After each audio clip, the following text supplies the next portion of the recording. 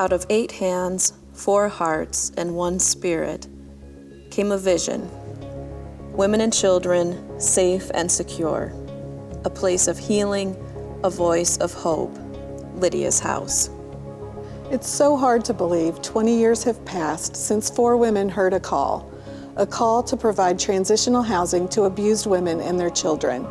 Transitional housing that would provide that critical step between emergency shelter and safe, independent living. In 1995, the story began with these 4 women, their sense of call and a vision. They discovered that abused women and their children were in need of support and care, but weren't sure what they could do or how God might be calling them to help.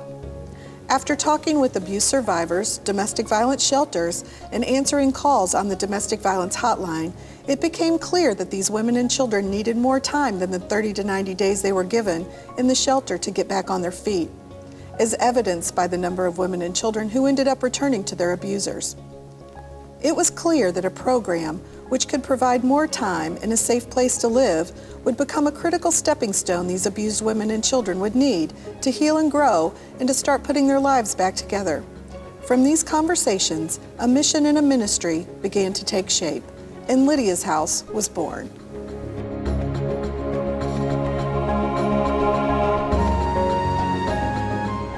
Consistent with its grassroots origins, a $4,000 down payment and a supportive local bank, the first 2-family building was purchased in November of 1995.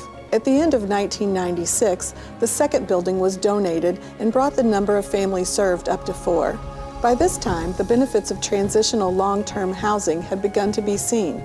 The first residents achieved their goals and began to move from Lydia's house into safe, independent living.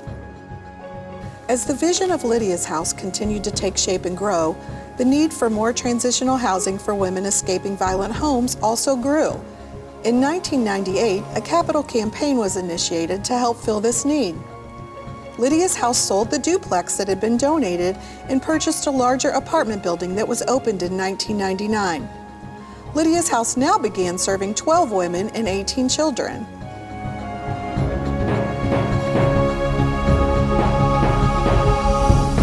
And so we grew, but unfortunately, so did the need.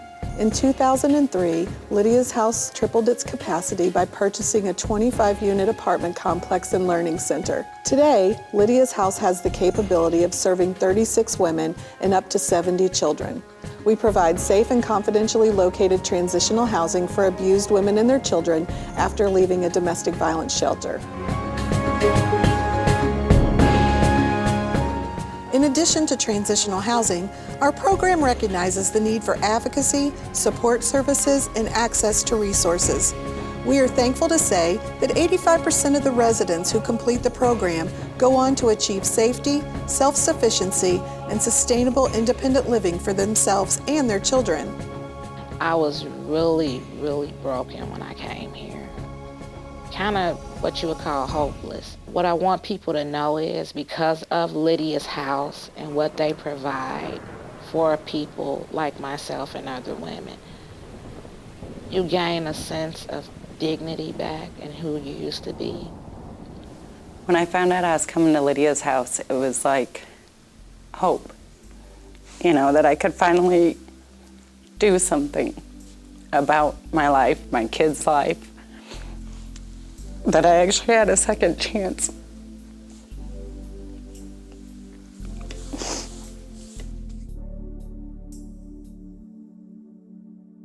Today, since emerging from our humble beginnings, over 725 women and children have come through the doors of Lydia's house and found safety and support.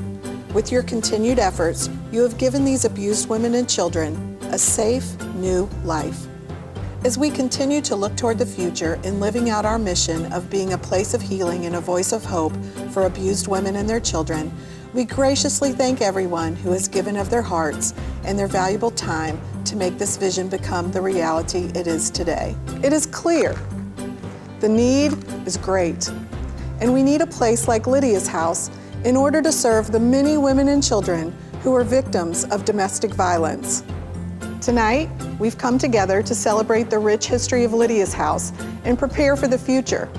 I ask for your help and support in our endeavor to expand and to serve more as we continue this critical mission of being a place of healing and a voice of hope for the abused women and children who are waiting for our help.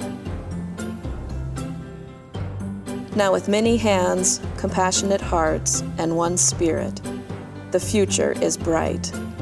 A place of healing, a voice of hope, the mission ongoing, the need still grows, we continue to serve.